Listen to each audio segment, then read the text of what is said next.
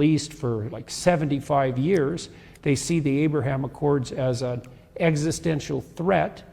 This is a last-ditch attempt by the Iranian mullahs to use the Islam against Jews story to prop up their own dismal reign. And so they rattled the chain of their Hamas puppets and said, provoke, and they did. And their hope is that the Israeli response will be so overwhelming that the Arab world turns against them, and maybe even the people who might be inclined to, be swayed by a victim narrative in the West, and that the Abraham Accords... The victim narrative, I mean, he's having this conversation right now. It's not October 8th. He's having this conversation on October 31st after 4,000 or 3,000 children have been fucking slaughtered. Like, oh, they're gonna, the world will see a victim narrative. What a ridiculous fucking thing to say. The world will see Palestinians, oh no, the world might see Palestinians as victims. When in fact the real victims of society are men that are being told that they can't have sex with women, men that are being rejected when they want to go on dates, women wearing makeup. That's the real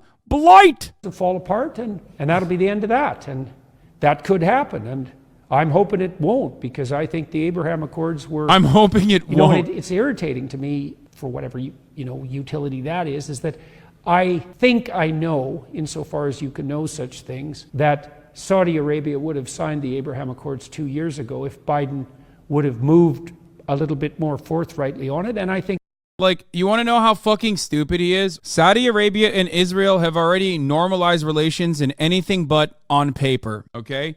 For years. They have the same regional adversary, Iran. So a person who is so supposedly knowledgeable on the matter should probably know that already. I see this story of Muslim against Jew being put forward in this propagandistic manner, and I think, well, the Muslim world has to make a choice too, because it doesn't look to me like their proper champions is the government in Iran, and it's not like the Saudis don't have their flaws, and perhaps the rest of the Arab governmental structures, but... He's like, he still can't hand it to the Muslims, dude.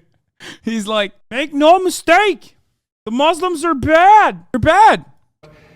The Islam world should move in the direction of the Abraham Accords. That would be great for everyone. We could have a real peace. We could have something approximating a union of the Abrahamic people, and I think the accord was named extraordinarily well. That's what I think is the fundamental reality of the current situation. It's a propaganda war. It's so funny. Yeah, man. The greatest threat there is the fucking Gulf nation states at least aesthetically criticizing Israel whenever they engage in yet another fucking pogrom. That's the gravest threat to regional security, and not the fact that Israel has an apartheid state. Israel is an apartheid state. This is inherently a violent position. The maintenance of an apartheid state requires a tremendous amount of violence, increasing violence year over year. Israel is trying to ethnically cleanse the West Bank. Israel is taking over more and more territory in the West Bank. That is the big problem here. That is the big problem morally. That is the big problem from a legal perspective. That is the main problem. That's the only problem, as a matter of fact, because most of this other shit would not occur if Israel did not have an apartheid state. 50 plus years of Israel building settlements in territory that is supposed to be Palestinians and maintaining said settlements is a major problem. It's a major issue. Denying the right to return to Palestinians, 6 million of them are refugees in diaspora, generational refugee status in diaspora. Denying them a right to return to their homes is a major human rights catastrophe. I'm also more sensitive to any signs of anti-Semitic catastrophe from studying the Holocaust for the length of time that I did, and I've always regarded Jews as the canary in the coal mine, and I think the reason that the Jews are the canary in the coal mine is because they're a successful minority. And if a culture can tolerate a successful minority, it's pretty damn robust and it's not very resentful. And as soon as a culture starts to get resentful, the Jews make an easy target, because they're a minority, and so that's an easy target to begin with, but then they're the minority that has the temerity to be successful. And that really brings the resentful out of the rat holes. And I've seen a rise in anti-Semitism online over the last 3 years. I hate that, like, he's using real... No, guys, before you say this is actually anti-Semitism, no, this is this is correct. What he's saying is correct. Historically speaking, this is precisely what has happened in times of economic instability. I talked about it yesterday as well. Economic volatility creates a chaotic environment where people immediately look for a villain, and the villain always historically is Jews. Okay, he's not wrong on this, but what should perhaps give you a better understanding or reframe your perspective is the fact that this dude who openly repeats neo-Nazi propaganda, claiming that the Great Replacement is happening, claiming that there are there's cultural Marxism occurring in college campuses that is actually rotting the morally superior Western world to its core. These are things that Nazis have said. He has repeated this Nazi propaganda in contemporary society time and time again. That guy is making a correct assessment on anti-Semitism and then literally changing the dynamic and using it. He's weaponizing anti-Semitism to justify Israel's actions. You know, I was very ill when the Abraham Accords were signed, and I couldn't or hadn't paid much attention. And when I sort of recovered my ability to see again, I saw that this remarkable peace process had taken place, and I could not understand for the life of me why it wasn't trumpeted on the front page of every news.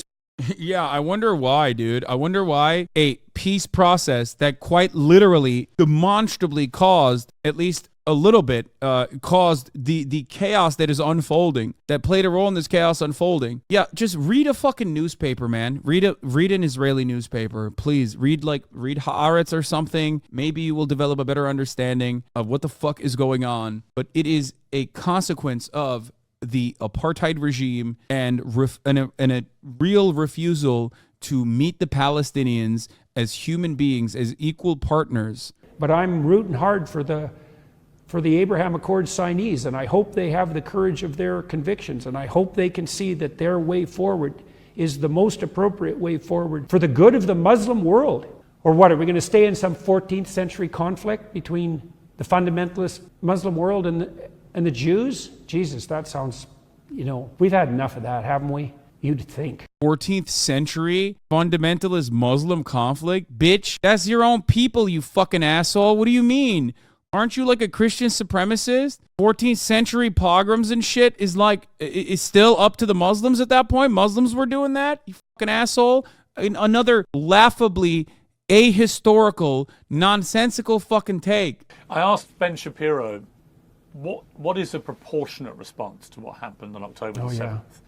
And he said there isn't one, that there is no proportionate response, and there shouldn't be. That in itself, I asked Vivek Ramaswamy when I interviewed him at the weekend the same question, and he was basically inferring the same, but he also said that he would happily put the heads of 100 Hamas leaders on stakes along the border as a message to people not to commit this act. I thought that was a sort of medieval barbaric response to medieval barbarism, and that eye for an eye, tooth for a tooth is not the solution. I also believe that Israel has a fundamental right not just to defend itself after what happened, but has a duty to protect its people.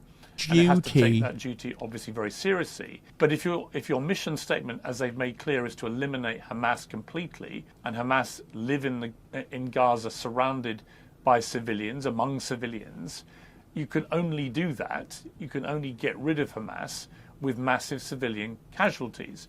And that's where I have this moral quandary about how much is too much. Well, does Israel get a license to do whatever it wants? I think Piers Morgan talked to way too many pro-Palestinian voices, bro. I swear to God. Maybe at some point he was like, yeah, no, fuck these guys. This is good for my clout. But he talked to one too many pro-Palestinian activists and speakers, myself included. And now he's like, I'm confused as to what's going on. Well, I don't think Israel will have a license to do whatever it wants, because what will happen inevitably, and I think if I was an Iranian propagandist, I would be counting on this. Let's imagine that Israel moves against Hamas with its usual effectiveness, and they start winning, in a serious way, and the casualties mount. Well, it's a lot easier to take a victim appreciation stance against a power that's clearly winning. So Israel can't win without accruing losses along the way, because the more they manifest their military superiority, the easier it's going to be for those who cast the Palestinians as victims